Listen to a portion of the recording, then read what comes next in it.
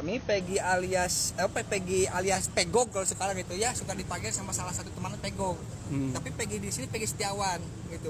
Itu beda sekali dengan alamat yang disangkakan. Nah, ini Peggy ini alamatnya kan bukan di ini. Tadi yang dikeluarkan tahun 2016, ini tahun 2024. Jadi sangat jauh berbeda. Kembali lagi bersama saya di seputar artis.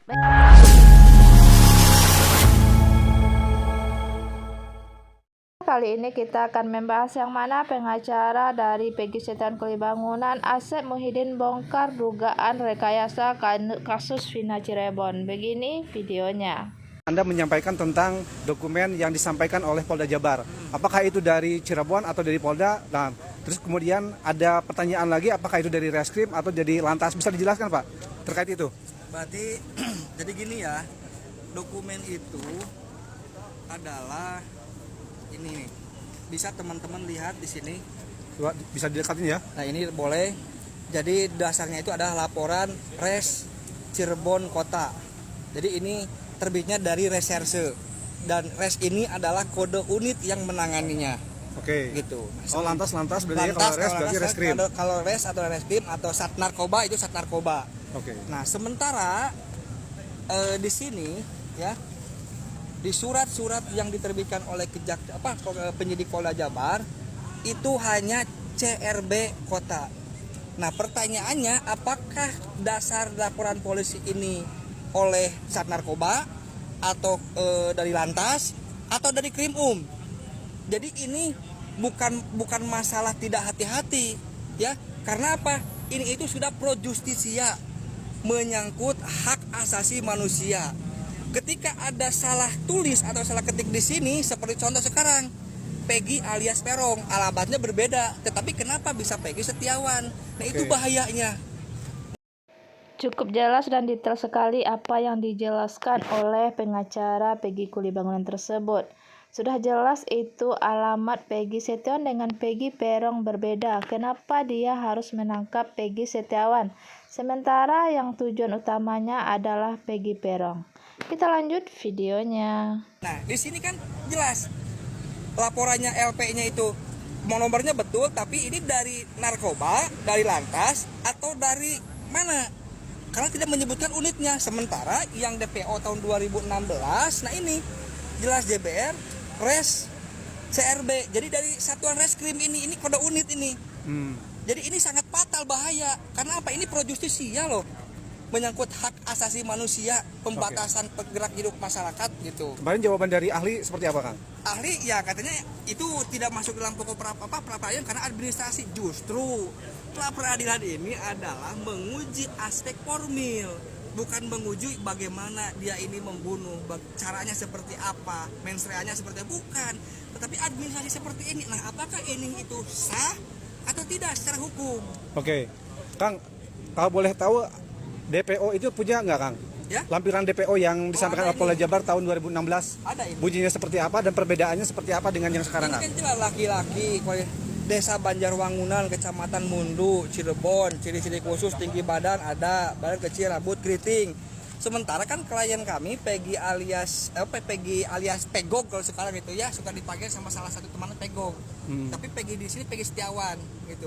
Itu beda sekali dengan alamat yang disangkakan. Nah, ini Peggy ini alamatnya kan bukan di ini. Tadi yang dikeluarkan tahun 2016, ini tahun 2024. Jadi sangat jauh berbeda gitu. Oke. Ini ya alamatnya ya? Iya. Yang menjadi pertanyaan. Nah, yang menjadi pertanyaan itu Peggy yang ditetapkan DPO tahun 2016, Polda Jabar dari mana mendapatkan alamat ini, menentukan alamat ini? Harusnya dijawab di persidangan kemarin, Kang ya? Betul. Jadi logika hukumnya kan ada di sini. Filosofisnya kan ada di sini. Jadi sesuai dengan apa yang dikatakan Kapolda Jabar bahwa ciri-ciri Peggy Perong pada tahun 2016, rambutnya keriting putih dan juga alamatnya berbeda dengan Peggy Setiawan ditangkap sekarang. Jadi sudah fix dan sudah pasti bahwa Peggy Setiawan itu bukanlah pelaku atau Peggy DPO yang dicari polisi. Kita lanjut videonya. Ditemukanlah Peggy alias Perong 2016 tuh. alamatnya di sini. Pertanyaannya, penyidik tahu alamat ini dari mana? Oke, seharusnya itu bisa dijelaskan kepada kuasa hukum Peggy Setiawan. Gitu. Nah, sementara kan ini desa aja, desa Banjarwangunan, kecamatan Mundu. Tapi kan bisa berubah alamatnya itu menjadi desa Kepongpongan. Oke, bisa dijelaskan Kang, berarti artinya di dokumen ini seperti apa? Jadi kalau menurut saya dokumen ini sangat fatal sekali, cacat formil. Karena apa? Sudah beda alamatnya, beda kedudukannya itu, beda ciri-cirinya. Karena penetapan DPO itu tidak mudah loh. Ada harus diketahui dulu alamat seseorangnya, ciri-cirinya. Bahkan 2016 kan foto Peggy keluarga itu sudah diambil. Nah, kenapa dalam DPO itu masih alamatnya alamat yang Peggy Peron? Oke, berarti kemungkinan pihak Polda Jabar itu memiliki keraguan itu benar Kang? Bukan benar lagi, kalau menurut saya sangat yakin Polda Jabar itu ragu, tetapi walau alam apakah ada tekanan atau dipaksakan kita nggak tahu. Gitu Oke. ya. Karena apa? Satu sederhana, di dalam nih ya surat penampakan ini nih, surat perpanjangan penahanan di sini itu Peggy Peron itu menusuk menggunakan samurai. Jelas kok ini perpanjangan penahanan menggunakan samurai. Nah, menyabetkan samurai Terhadap kedua korban. terhadap korban. Logikanya, apakah foto atau kartu keluarga bisa menyabat sehingga orang lain bisa meninggal atau bisa berdarah? Jadi bukti yang seharusnya dicari oleh polisi itu adalah barang yang dipergunakan melakukan tindak pidana, bukan keterangan saksi yang dalam notabene saat ini kan sudah pada dicabut karena ada intervensi atau tekanan seperti itu. Nah, kemarin saksi ahli cukup berdalihnya itu cukup 2 alat bukti. Nah, tapi dalam Perka Polri tahun 2019 itu 2 alat bukti yang cukup dan sah didukung dengan barang bukti. Nah, barang bukti ini apa? Dalam hukum kan jelas, barangnya contoh ini buku barang. Saya tamparkan ke orang lain. Nah, ini barang buktinya ada jelas. Dipergunakan untuk perbuatan pidana, menampar seseorang. Nah, lalu benar nggak ini dipegang oleh saya, harus ada sidik jarinya. Itulah yang disebut kata Pak Kapolri itu scientific crime investigation. Jadi dulu itu sudah jelas-jelas tidak menggunakan metode scientific crime investigation. Sekarang pun potensinya tidak menggunakan juga scientific crime investigation. Padahal itu sifatnya wajib. Wajib untuk membuktikan, untuk menghilangkan keraguan-keraguan penyidik. Jadi ini potensinya dipaksakan.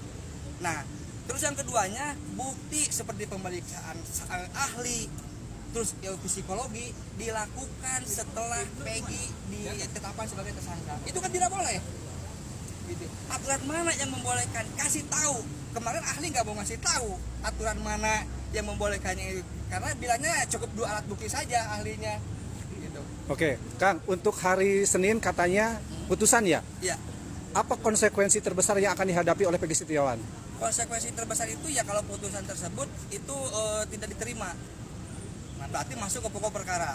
Oke. Ketika masuk pokok perkara, kita bisa, masyarakat semuanya bisa baca putusan. Di antaranya putusan itu putusan nomor 3 tentang terdakwanya itu Rivaldi.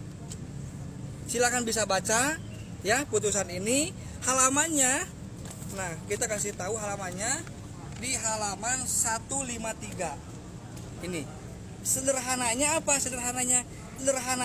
Sederhananya itu korban Muhammad Rizki diapit oleh Dani DPO dan saudara Andi DPO menggunakan sepeda motor.